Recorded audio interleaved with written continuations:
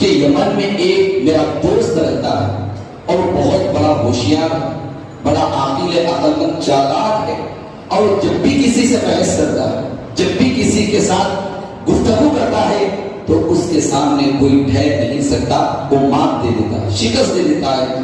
جب بھی وہ گفتگو کرتا، چاہے سیاسی گفتگو ہو، اس کا کوئی مقابلہ نہیں کر سکتا۔ کون حبیب ہے اس سے مقابلہ کریں گے؟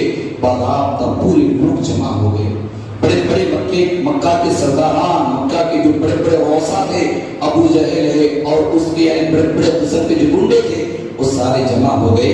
جمع ہونے کے بعد حبیب جب سامنے آتا ہے، حبیب آ کر حضور علیہ السلام کو جب دیکھتا ہے تو وہ کہنے لگتا ہے، کیونکہ حضور علیہ السلام سے متعلق بات مشہور تھی کہ لوگ جو آپ سے گروی نہ ہو رہے ہیں، آپ کی طرف جو مائل ہو رہے ہیں، وہ آپ کی جادو کی وجہ سے ہو رہے ہیں۔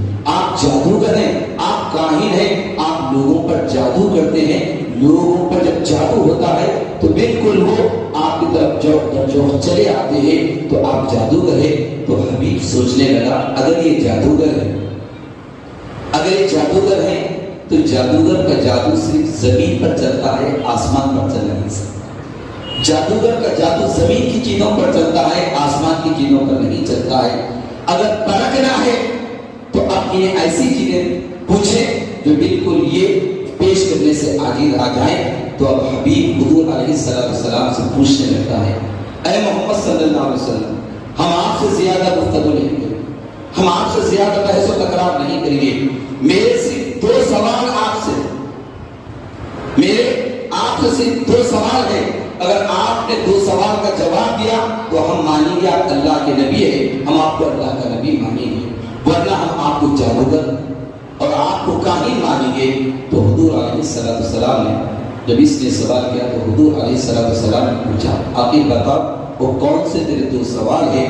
تو حبیب یمنی کہتا ہے کہ دیکھیں، آپ تو جادوگر ہیں، اگر آپ جادوگر ہیں تو آپ کا جادو آسمان پر نہیں چلے گا۔ میں آپ سے یہ معلوم کرنا چاہتا ہوں، میں آپ سے درخواست کرتا ہوں کہ اس وقت جو آسمان پہ جو چاند ہے، آپ چاند کو دو ٹکڑے کر کر بتائیں، پھر ہم مانیں گے آپ اللہ کے نبی ہیں، آپ اللہ کے سچے نبی ہیں۔ ایک روایت میں آتا ہے کہ وہ دوپہر کا وقت، ایک روایت میں آتا ہے دوپہر کا وقت سورج تھا، حضور نے اشارہ کیا، سورج چلا گیا، رات آ گئی، چاند نکل آ گیا، حضور کے اشارے پہ چاند نکل آیا۔